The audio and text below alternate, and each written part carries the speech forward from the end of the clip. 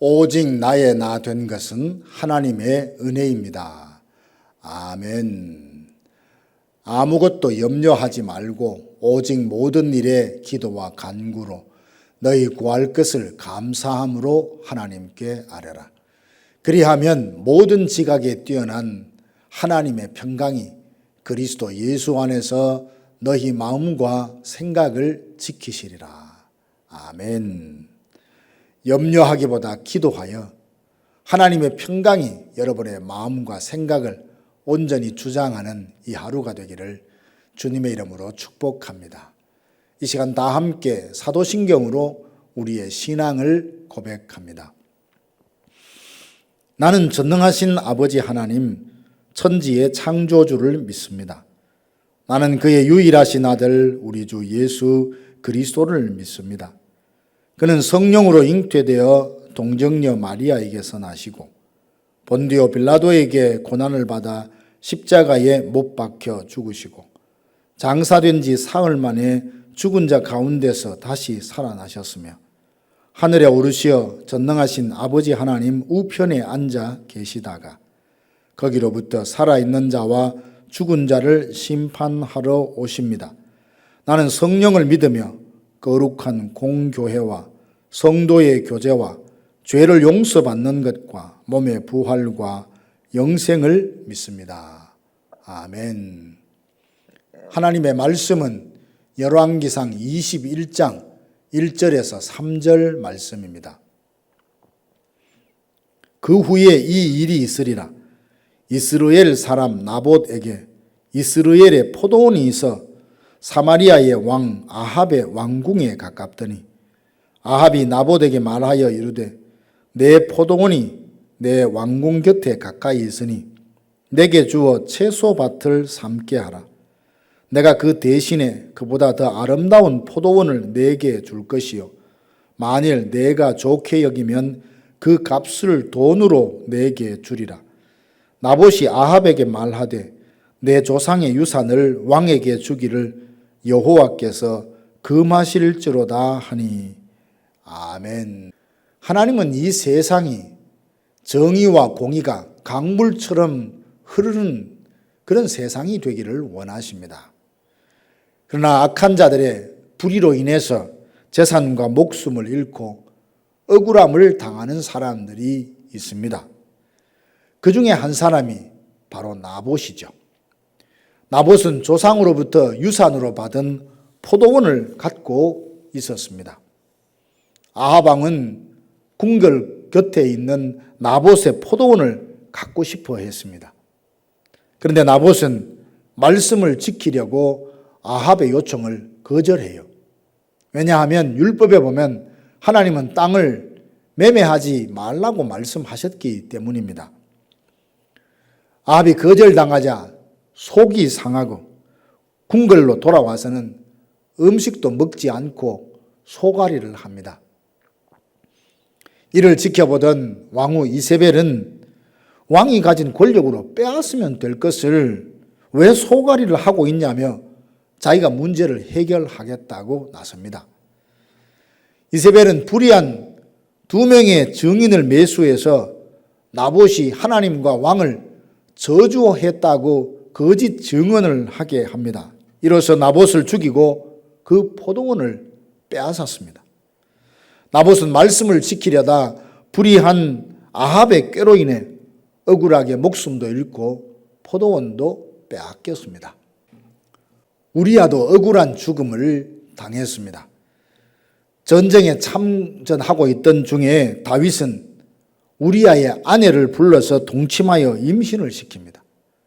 이를 무마시키려고 전쟁터에 있는 우리야를 불러서 그 아내와 동침하게 했는데 우리야는 충직한 부하인지라 내 부하들이 목숨을 걸고 전쟁터에서 싸우고 있는데 어찌 발을 씻고 편안히 아내와 동침할 수 있겠냐며 이를 거절합니다. 그러자 다윗은 요압에게 편지를 써서 우리야를 전쟁터에서 죽게 하라고 명합니다. 모든 사람들은 우리야가 맹렬한 전투장에서 전투하다 전사했다고 생각했겠지만 사실은 전사한 것이 아니라 다윗에 의해서 살해된 것과 마찬가지입니다. 지금도 나봇이나 우리아처럼 불의한 자들의 손에 의해서 재산과 지위와 명예를 잃고도 공정한 판단을 받지 못하고 사는 사람들이 있습니다. 그러면 힘이 없고 약한 자들의 억울함은 누가 풀어줍니까? 공의로우신 하나님이 때가 되면 모든 악인들을 심판하십니다. 하나님께서는 아합에게 엘리야를 보내어서 그의 죄를 꾸짖게 하시고 내가 재앙을 내려서 너희 집안을 다 쓸어버리겠다라고 말씀하십니다. 실제로 엘리야의 예언대로 그대로 성취가 되었습니다. 아합이 아람을 치려고 할 때에 마침 그때 남쪽에 유다 왕이었던 여호사밧이 함께 있었습니다. 그래서 여호사밧은 전쟁을 하기 전에 하나님의 뜻이 무엇인지 물어보자며 선지자를 불렀더니 400여 명의 선지자들이 일제히 동일한 대답을 하는데 올라가면 하나님께서 승리하게 해주신다는 예언을 합니다. 이를 좀 못마땅하게 여겼던지 여호사밧은 이 나라에 하나님의 뜻을 물어볼 다른 사람이 없냐라고 물었더니 미가야가 불려왔습니다. 미가야는 그 환상 중에 천상에서 하는 회의를 목격했던 사람입니다. 만군의 여호와께서 회의를 주재하시는데 누가 아합을 꿰어 죽게 하겠느냐라는 주제였습니다. 그랬더니 한 영이 나와서 내가 거짓말하는 영이 되어서 선지자들의 입에 있겠습니다 라고 했더니 하나님은 너는 능히 아합을 꿰이겠고 또 이루리라 라고 말씀하셨습니다. 400여 명의 선지자들이 올라가면 이길 수 있다라고 말했던 것은 거짓 영의 역사로 잘못된 예언을 한 겁니다. 어리석게도 아합은 거짓 선지자의 예언을 믿고 아람을 치러 올라갔다가 그 전쟁에서 죽습니다. 이로써 하나님은 나봇의 억울한 죽음을 갚으셨습니다. 이 세상에서 경험하는 불의한 일은 당장 선악간의 심판이 나타나는 것이 아닙니다. 오히려 악인들의 악행이 선행으로 둔갑될 때가 있고 의인들의 선행이 잘못된 것처럼 사람들에게 인식될 수도 있습니다. 거기에다 악인들이 자기들의 죄에 대해서 징벌이 속하이 임하지 않으니까 악을 행하는 일에 마음이 담대한 것도 봅니다. 그러나 때와 시간의 문제이지 하나님은 반드시 그 행한 대로 보응하십니다.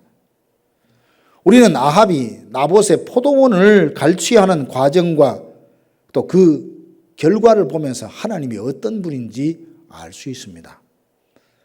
하나님은 공의로우신 분이십니다. 아합과 이세벨은 자기의 권력을 이용해서 거짓 증인을 돈으로 매수하여 교묘한 방법으로 나봇을 죽이고 포도원을 빼앗았습니다. 그러면 나봇은 억울하게 죽었고 아합은 자기가 가진 권력으로 원하는 것을 취했으니 다 끝난 겁니까? 그렇지 않습니다. 하나님이 이 모든 것을 보셨고 기억하고 계십니다. 그래서 엘리야 선지자를 보내어서 아합의 죄를 책망하게 하시고 그 결과 멸망하게 될 것을 말씀하셨습니다. 말씀하신 대로 아합은 아람과의 전쟁에서 죽임을 당했고 이세벨 또한 부끄러운 죽음을 맞이했습니다. 이처럼 하나님은 공의로우십니다. 범죄한 즉시 징벌하지 않으시니 힘과 권력을 남용하고 오용해서 악을 저지르지만 하나님은 이 모든 것을 기억하시고 반드시 심판하시는 분이십니다. 그리고 하나님은 공의로우실 뿐만 아니라 긍휼과 자비가 풍성하십니다. 엘리야가 하나님의 심판을 전하자 아합은 옷을 찢고 굵은 베옷을 입고 금식하며 회개합니다. 비록 하나님의 진노의 두려움을 모면하려는 일시적인 회개임에도 하나님은 이를 긍휼히 여겨 아합의 시대에는 재앙을 내리지 않으시고 그 심판을 유보하십니다. 사랑하는 성도 여러분, 무릇 그리스도 예수 안에서 경건하게 살고자 하는 자들은 핍박을 받으리라 했습니다. 이 세상은 아직 공중의 권세 잡은 자가 역사하고 있으니 억울한 일, 손해보는 일을 겪을 수 있습니다. 하나님의 심판을 두려워하지 않은 불의한 자들이 득세해서 의인들을 핍박합니다. 불의한 증인을 돈으로 매수하여 거짓 증언을 하게 해서 억울한 일을 당하는 사람들이 있습니다. 그러나 하나님은 공의로우셔서 나봇의 포도원을 탐을 낸 아합과 불의한 방법으로 취한 이세벨과 함께 돈으로 매수되어 거짓 증언을 했던 모든 사람이 하나님의 심판을 면할 수 없습니다. 그러므로 우리는 하나님을 두려워할 줄 알아 불의한 일에 동조하지 말고 필요하다면 어떤 희생과 손해를 감수하면서까지라도 말씀을 지키며 살려고 힘쓰는 성도들이 되시기를 주님의 이름으로 축원합니다. 다 함께 기도하겠습니다. 지금은 우리 구주 예수 그리스도의 은혜와 하나님 아버지의 크고 놀라우신 사랑하심과 성령의 위로교통 충만케 하심이 어떤 상황에서도 말씀을 지키며 살리라 다짐하는 사랑하는 성도들 머리 위에 이제로부터 영원토록 함께 있을지어다. 아멘.